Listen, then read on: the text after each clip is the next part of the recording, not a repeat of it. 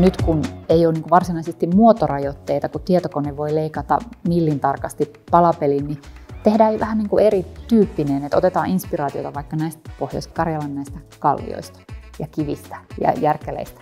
Eli siitä lähti tämä meteoriittitalo.